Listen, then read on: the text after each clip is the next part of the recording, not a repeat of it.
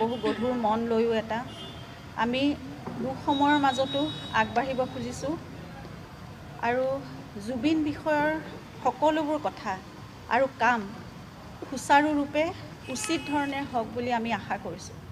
তেতিয়া আমাৰ ঘৰখনৰ বাবেও অকণমান কিবা এটা আশা ঘূৰি আহিব। অতি সোনকালে সকলোৰে প্ৰাৰ্থনা আৰু সহযোগত কৰণীয়খিনিৰে আৰু সকলোৰে সহযোগিতাৰে আমি ভাবিছোঁ ন্যায় প্ৰতিষ্ঠা হ'ব।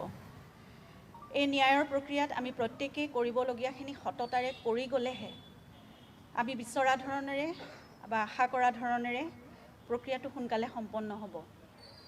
আৰু তেতিয়ালৈকে আমি প্ৰয়োজনীয় সকলো কৰি থাকিম, কৰি যাবই লাগিব, কৰি থাকিবই লাগিব।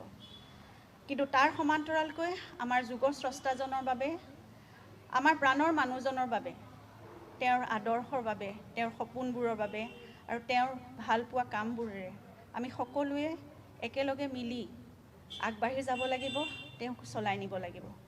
এইখিনিত আমি যদি স্থবিৰ হৈ যাওঁ তেতিয়াহ'লে তেওঁৰ প্ৰতিও অন্যায় কৰা হ'ব। তেওঁ নিজেই কোৱা কথা, মোক মনত ৰখাতকৈ মোৰ সৃষ্টি আৰু কামখিনিক মানুহে মনত ৰাখিলে বেছি ভাল পাম। তেওঁ আৰু কৈছিলে যে দুঃসময়ৰ মাজতো আমি আমাৰ কৰ্ম কৰি যাব লাগিব।